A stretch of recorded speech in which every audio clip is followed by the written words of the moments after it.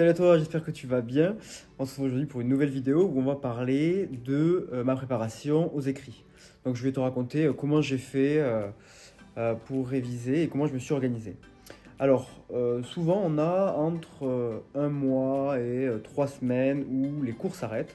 Vous allez avoir certainement une petite partie avec les profs qui vont vous donner des sujets à faire et après une partie totalement en autonomie. Et là, il va falloir se débrouiller tout seul et essayer de s'organiser au mieux pour préparer les écrits et être le plus en forme, le plus préparé possible pour les écrits. Donc moi, comment je m'étais préparé? Alors nous, tout le long de l'année, on était partis en vacances avec 3 amis, donc en vacances pour réviser. Donc chaque fois qu'il y avait des vacances, on partait dans la maison de l'un, dans la maison de l'autre, souvent une maison de campagne, une maison des grands-parents, où on était seuls, globalement sans connexion, et on était voilà, obligé entre guillemets de travailler, on n'avait aucune occupation d'autre à faire. Donc on a suivi le même rythme durant ce mois de révision. On était tous les trois, donc un 3,5 qui s'appelait Paul, un ami à moi, et un autre ami à moi qui s'appelait François, qui lui était en 5,5. Donc voilà, ça permettait d'avoir quelqu'un qui pouvait répondre à nos questions, qui était meilleur que nous. Donc c'était un super avantage, sans forcément lui bousiller son planning de révision. Mais voilà, on pouvait lui poser des questions à des moments précis, donc ça permettait de s'entraider et de garder cette énergie entre nous. Donc nous, ce qu'on a fait, c'est qu'on a voulu changer un peu d'environnement, c'est-à-dire qu'on faisait une semaine chez Paul, une semaine chez François et une semaine chez moi. Ça permettait de varier l'environnement, de ne pas se lasser, d'avoir toujours cette dynamique. Donc quand on était chez l'un ou chez l'autre, bah, c'était souvent les parents ou les grands-parents qui nous faisaient à manger. Donc on n'avait pas cette logistique à prendre en compte. On dormait chez les uns, chez les autres pour éviter les trajets en voiture, par exemple. Donc c'est quelque chose qui va venir vous faire gagner du temps et de l'énergie, puisque vous n'aurez pas à prendre la voiture, vous n'aurez pas à faire à manger, vous n'aurez pas à faire les tâches un peu pénibles. Vous êtes forcément focus sur votre planning de révision. Donc forcément, dans le mois qui va arriver, il va falloir faire votre planning de révision. J'explique dans une autre vidéo comment le faire en utilisant ChatGPT par exemple. Ça peut être une idée, ou le faire vous-même avec un outil comme Excel par exemple. Vous pouvez très bien le faire seul.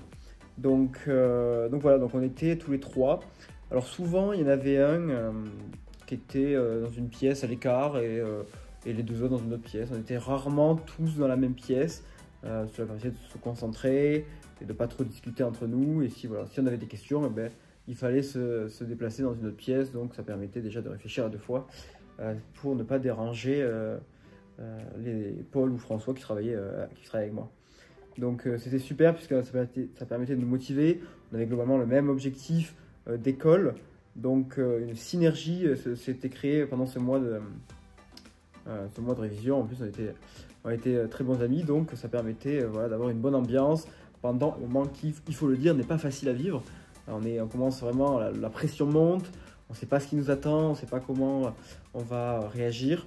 Donc il faut vraiment essayer d'avoir le plus de piliers autour de soi, donc la famille, les amis, du soutien mental, du soutien moral, les professeurs aussi, qu'il va falloir solliciter pendant ce mois de révision. Si vous avez des questions, n'hésitez pas à leur poser, que ce soit sur des cours ou même des conseils pratiques, comment faire ceci, comment bien se préparer, quel sujet réviser en priorité, blablabla. Bla.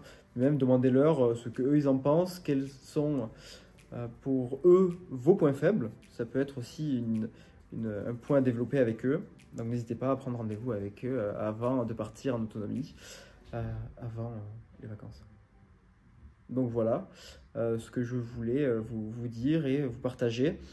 Si vous voulez avoir par exemple des conseils au niveau du français, on a fait un e-book, une bouée de sauvetage pour vous aider si vous n'avez rien suivi en français depuis le début de l'année. Ça permet d'avoir une panoplie d'arguments et d'exemples.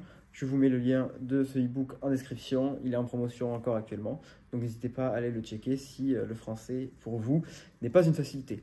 Donc voilà, donc n'hésitez pas si vous avez des questions sur ce mois de préparation, je serai ravi de vous répondre et on se retrouve très vite pour une nouvelle vidéo.